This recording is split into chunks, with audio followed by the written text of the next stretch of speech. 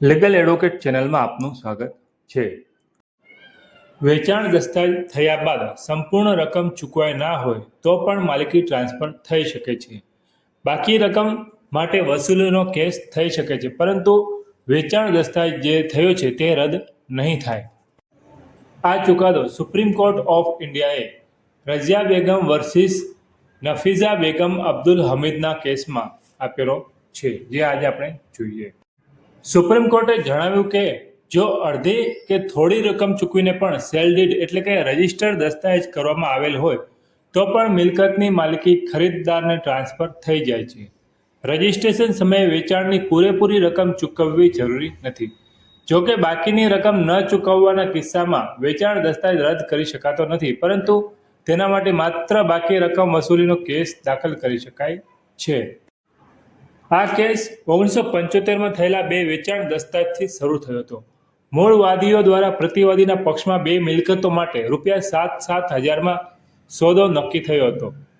એટલે કે એક દસ્તાવેજ સમયે ₹2500 રોકડા ચૂકવાયા હતા અને બાકીના ₹4,500 પ્રતિવાદી પાસે રોકી રાખવામાં આવ્યા હતા, જેથી વાદી પર સરકારી વિભાગ અને નાણાકીય સંસ્થાના જે લોન દેવા હતા તેને ચૂકવી શકાય।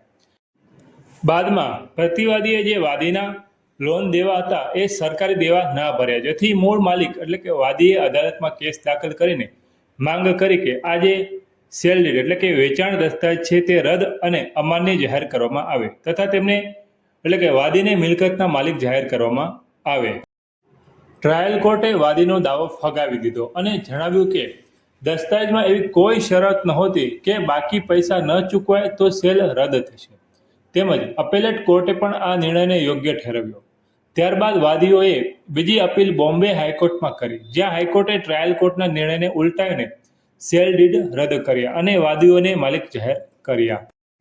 હાઈકોર્ટના આ ચુકાદા સામે પ્રતિવાદીઓના વારસદારો સુપ્રીમ કોર્ટમાં ગયા। સુપ્રીમ કોર્ટે હાઈકોર્ટના ચુકાદાને રદ કરીને ટ્રાયલ કોર્ટના મૂળ નિર્ણયને બહાલ રાખ્યો અને સુપ્રીમ કોર્ટે સ્પષ્ટ કર્યું કે વાદી પાસે માત્ર બાકી નીકળતી રકમ વ્યાજ સાથે વસૂલ કરવાનો કાનૂની અધિકાર હતો, સેલ ડીડ રદ કરાવવાનો નહીં। કોર્ટે નોંધ્યું કે ટ્રાયલ કોર્ટ અને એપેલેટ કોર્ટે મૂળ માલિકો એટલે કે વાદીઓ પાસે રહેલા મિલકતના કબજામાં દખલ કરવાનો ઇનકાર કર્યો હતો, જેને સુપ્રીમ કોર્ટે પણ યથાવત રાખ્યો છે। હવે અપીલકર્તાઓએ એટલે કે ખરીદદારના વારસદારોએ બાકીની રકમ વ્યાજ સાથે ચૂકવીને જ કાયદાકીય પ્રક્રિયા દ્વારા કબજો મેળવવા માટે કાર્યવાહી કરવાની રહેશે।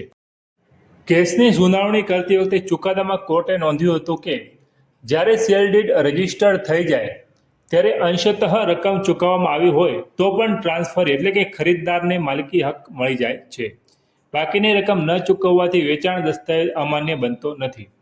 આવી સ્થિતિમાં બાકીની રકમ વસૂલ કરવાનો ઉપાય રહે છે, પરંતુ દસ્તાવેજ રદ કરવાનો અધિકાર મળતો નથી। કોર્ટે ટ્રાન્સફર ઓફ પ્રોપર્ટી એક્ટની કલમ 54નો સંદર્ભ આપતા જણાવ્યું કે સંપૂર્ણ રકમ પૂરેપૂરી ચૂકવવી એ સેલ પૂર્ણ થવા માટે અનિવાર્ય શરત નથી। જો પક્ષકારોનો ઈરાદો માલિકી ટ્રાન્સફર કરવાનો હોય અને દસ્તાવેજમાં બાકી રકમ ભવિષ્યમાં આપવાનો વાયદો હોય તો પણ વેચાણ કાયદેસર જ ગણાશે।